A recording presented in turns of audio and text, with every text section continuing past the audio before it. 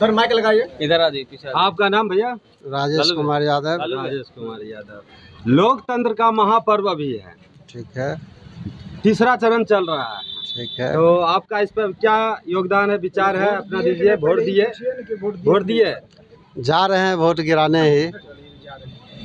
तो आप अपना विचार दीजिए। देखिए, अभी का जो माहौल है वो नेक टू नेक फाइट है। अभी तीसरे चरण से ये स्पष्ट हो रहा है, लड़ाई कांटे का है। परिणाम जो होगा वो 4 जून को देखा जाएगा। आप वोट गिरा दिए हैं? जी सर, वोट गिरा गया। वोट गिरा दिए हैं जी। तो दिखाइए, कैसे पता चलेगा? दिखाइए वोट गिराए तो। हाँ, ये रहे। क्या नाम? नीरज कुमार। चलिए, आप नेताजी वोट गिरा दिए? नहीं नहीं, वोट नहीं गिराए हैं, हम अंतिम में गिराएंगे। अंतिम में गिराएंगे? हाँ, तो सबको गिरा कर आप गिराएंगे? पूरा देखना न पड़ता है। बूथ पे जो बैठा हुआ पोलिंग एजेंट है उसको भी खाना पीना आना जाना, तो गिरा देंगे तो फिर जाने आने क्या में। विचार है? माहौल स्पष्ट है। आपका शुभ नाम? मेरा नाम चंद्रशेखर कुमार लालू हुआ। माहौल स्पष्ट है। महागठबंधन, इंडिया गठबंधन का प्रत्याशी संजय कुमार कुशवाहा भारी बहुमत से विजयी होने जा रहा है और माहौल बहुत चकाचक है, कहीं कोई दिक्कत नहीं। आपका शुभ नाम? जी, मेरा नाम कुमार सानू है। वोट गिरा दिए? जी हाँ, बिल्कुल, मैंने अपना वोट गिराया है और मुझे गर्व है कि मैंने एक राष्ट्रीय नेता के पक्ष में अपना वोट गिराया है। कौन है राष्ट्रीय नेता? अब हम सभी के लिए राष्ट्रीय नेता हमारे भारत को जो अग्रणी प्रदान कर रहे हैं वैश्विक स्तर पर, हमारे नरेंद्र भाई मोदी साहब, उनके लिए हम लोगों ने वोट किया है और हम लोगों ने हेलीकॉप्टर छाप पर वोट किया है। क्या शुभ नाम बताए? मेरा नाम कुमार शानू है। कौन सानू? कुमार शानू। जी हाँ, जी हाँ। मुद्दा वगैरह कुछ पूछिए। आप गायक भी हैं? जी, गाते तो नहीं हैं पर नाम कुमार सानू है। नाम कुमार सानू? जी हाँ। आपके मित्र ही कह रहे हैं कि गाते हैं, तो आप अपने इस युवा को क्या संदेश देना चाहते हैं?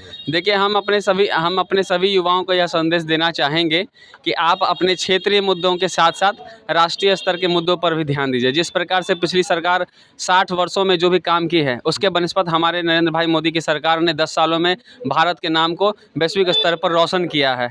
आज हमारे देश में G20 की अध्यक्षता मिलती है, ये हमारे लिए गर्व का विषय है। हमारा देश कोविड-19 के समय में जब पूरा विश्व लॉकडाउन के समर में सोया हुआ था, हमारा देश दूसरे देशों को मदद कर रहा था, कोविशील्ड जैसे वैक्सीन से मदद कर रहा था।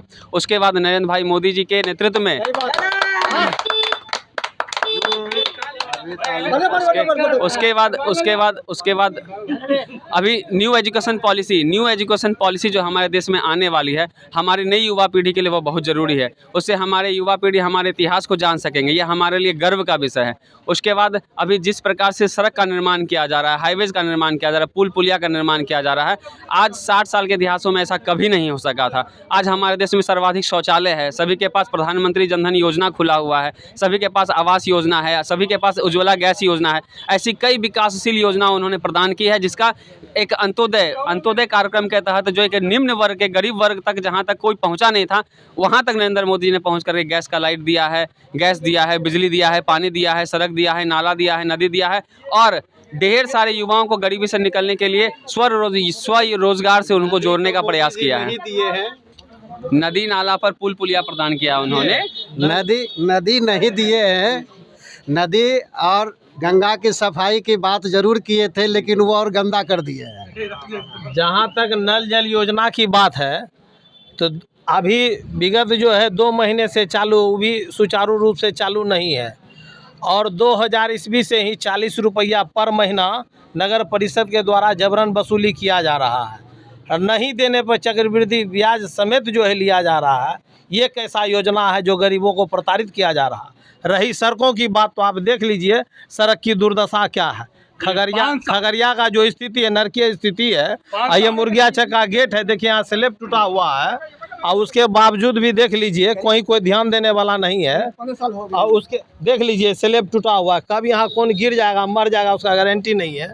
खगड़िया बाईपास की स्थिति देख लीजिए और वहाँ पर जो मतलब मार्शली वगैरह जो जाती है कब उलट जाएगी, कब जान माल का क्षति होगा, उसका कहीं कोई लेखा जोखा नहीं है। इसी के लिए तो 5 साल में एगो मौका आपको मिलता है। हाँ, यही तो मौका, ये मौका इसीलिए मन में अब की बार खगड़िया समझिए, बिल्कुल, हाँ। इसीलिए खगड़िया वासी अब की बार ठाना है, हसबा हथौड़ा को भारी बहुमत से जिताना है और संजय भाई कुशवाहा को जिताना है और पार्लियामेंट भेजना है, ताकि खगड़िया का जो है संपूर्ण विकास हो सके।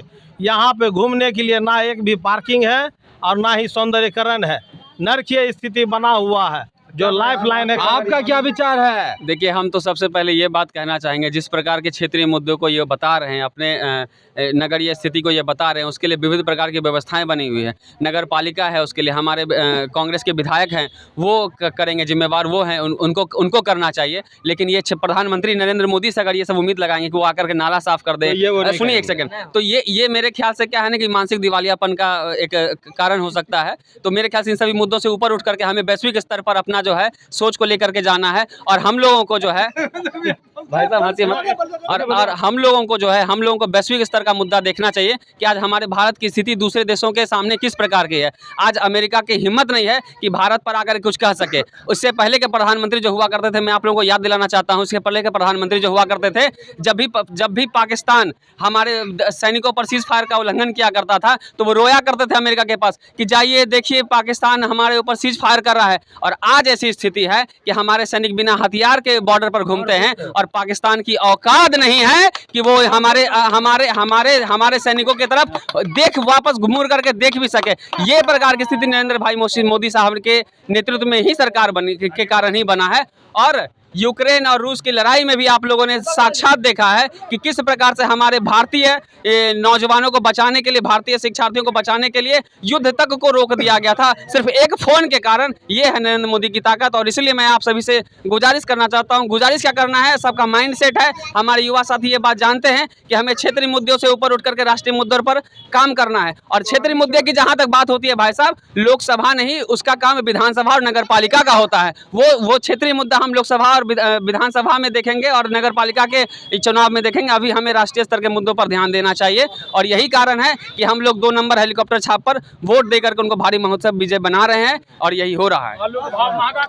इन्हीं को, चंद्रशेखर जी आप बताइए। जी बिल्कुल, इन्हीं को अंधभक्त कहते हैं।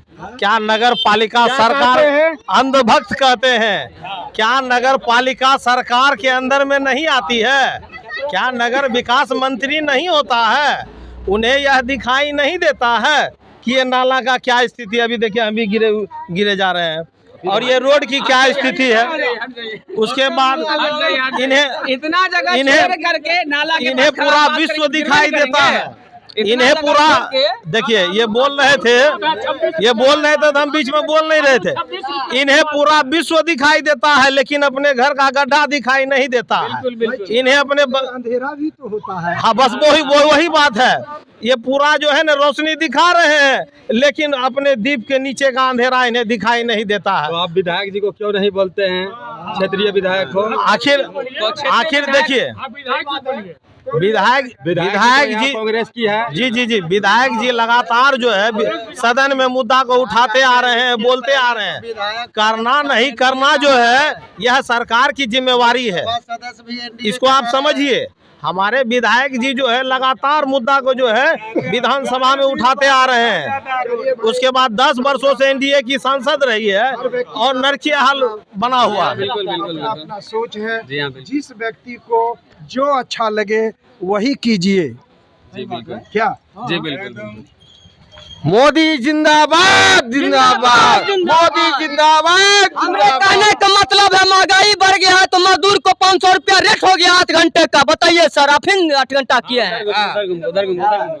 हमरे कहने का मतलब है हजूर, आप महंगाई किए हैं केंद्र से, तो हमरा भी नीचा मजदूरी महंगाई हो गया है। 500 रुपया भी 8 घंटे का मिल रहा है। उसके बाद पहले मिलता था 300 रुपया। कुछ भी महंगाई हो तो मजदूर को महंगाई बढ़ गया। 500 रुपया रेट अभी मिल रहा 8 घंटे का, रोज का मिल रहा है 8 घंटे का मजदूरी। और हमारा देश में, हमरे देश का झंडा फहरा के दूसरे देश वाला आदमी निकल गया, उसको कुछ भी नहीं किया है। न तो हमारा देश को झंडा नहीं लपटता, तो उसको निकलना मुश्किल हो जाता भारत से। अभी भी चल रहा है यूक्रेन में लड़ाई इसी के युद्ध का। हमारा नाम है राकेश कुमार, घर है मथुरापुर। हाँ बोलिए, आप बोलिए।